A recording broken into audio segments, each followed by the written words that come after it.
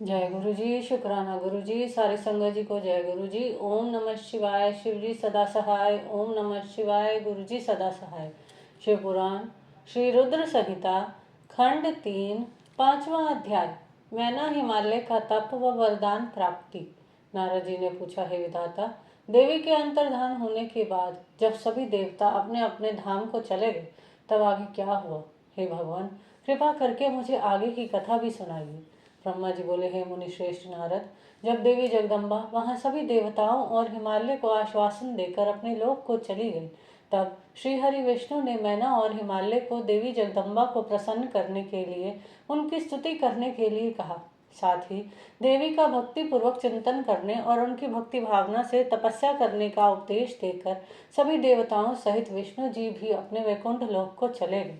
तत्पश्चात मैना और हिमालय दोनों सदैव देवी जगदम्बा के अमृतमयी और कल्याणमयी स्वरूप का चिंतन करते और उनकी आराधना में ही मगन रहते थे। मैना देवी की कृपा दृष्टि पाने के लिए शिव जी सहित उनकी आराधना करती थी। वे ब्राह्मणों को दान देती और उन्हें भोजन कराती थी। मन में देवी दुर्गा को पुत्री रूप में पाने की इच्छा ली हिमालय और मैना ने चैत्र मास से आरंभ कर 27 वर्षों तक देवी की पूजा अर्चना नियमित रूप से की। मैना अष्टमी तिथि व्रत रखकर नवमी को लड्डू, खीर, पीठी, श्रृंगार और विभिन्न प्रकार के पुष्पों से उन्हें प्रसन्न करने का प्रयास करती। उन्होंने गंगा के किनारे दुर्गा देवी की मूर्ति बना रखी थी।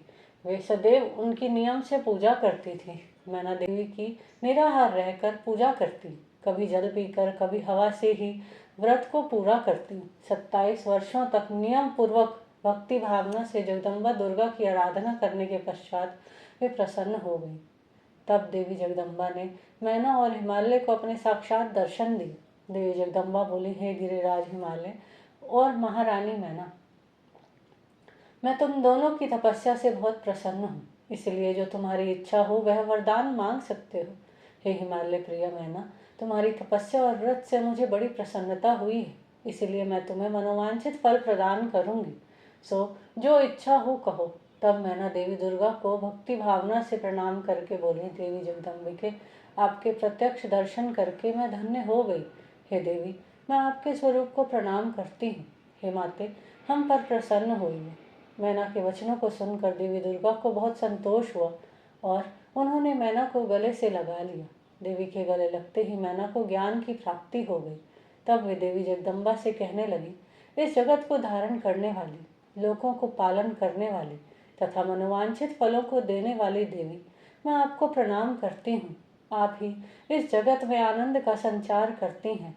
आप ही माया हैं, आप ही योग निद्रा हैं। आप ही अपने भक्तों के शोक और दुखों को दूर करती हैं। आप ही अपने भक्तों को अज्ञानता के अंधेरों से निकाल कर उन्हें ज्ञान रूपी तेज प्रदान करती हैं। भला मैं तुच्छ स्त्री कैसे आपकी महिमा का वर्णन कर सकती हूँ। आप आकार रहित तथा अदृश्य हैं। आप शाश्वत शक्ति हैं। आप परम योगिनी हैं और इच्छानुसार नारी रूप में धरती पर अवतार लेती हैं। आप ही पृथ्वी लोक पर चारों ओर फैली प्रकृति हैं। ब्रह्म के स्वरूप को अपने वश में करने वाली विद्या आप ही हैं। हे जगदम्बा माता, आप मुझ पर प्रसन्न होइए। आप ही यज्ञ में अग्नि के रूप में प्रज्वलित होती हैं। माता, आप ही सूर्य की किरणों को प्रकाश प्रदान करने वाली शक्ति हैं। चंद्रमा की शीतलता भी आप ही हैं। ऐसी महान और मंगलकारी देवी जगदम्बा का मैं सत्वन करती हूँ।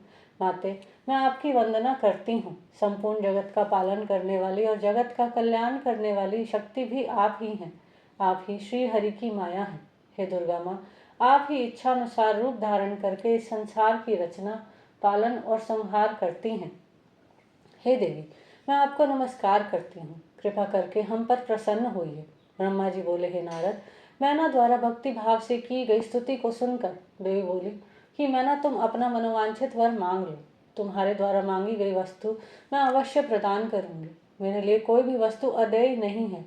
देवी जगदम्बा के इन वचनों को सुनकर मैना बहुत खुश हुई और बोली, हे शिवे, आपकी जय हो। हे जगदम्बिके, आप ही ज्ञान प्रदान करती हैं। आप ही सबको मनोवांछित वस्तु प्रदान करती हैं। हे देवी, मैं आपसे वरदान मांगती हूँ। हे माते, आप मुझे 100 पुत्र प्रदान करें जो बलशाली और पराक्रमी हो, जिनकी आयु लंबी हो। तत्पश्चात मेरी एक पुत्री हो जो साक्षात आपका ही रूप हो। हे देवी, आप सारे संसार में पूजित हैं तथा सभी गुणों से संपन्न और आनंद देने वाली हैं।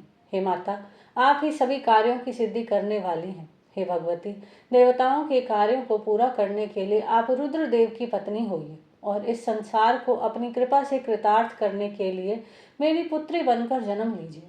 मैना के कहे वचनों को सुनकर देवी भगवती मुस्कुराने लगी। तब सबके मनोरथों को पूर्ण करने वाली देवी मुस्कुराते हुए बोली, मैना, मैं तुम्हारी भक्ति भाव से की गई तपस्या से बहुत प्रसन्न हूँ। मैं तुम्हारे द्वारा मांगे गए वरदानों को अवश्य ही पूर्ण करूंगी।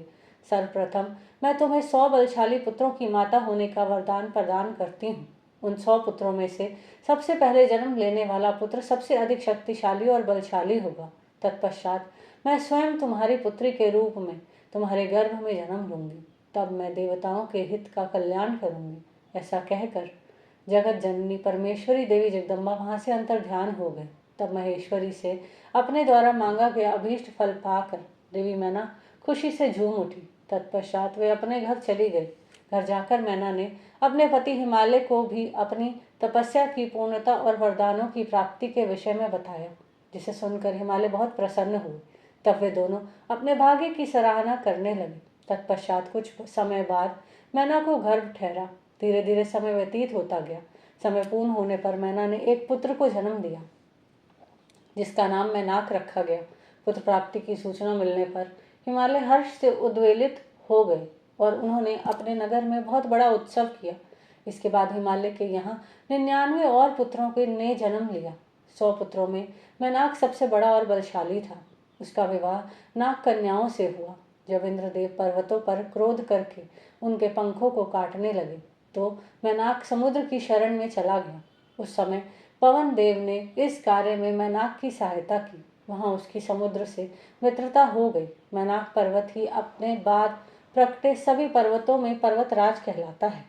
यहीं पर शिव पुराण श्री रुद्र संहिता खंड 3 5वां अध्याय समाप्त होता है। जय गुरु जी।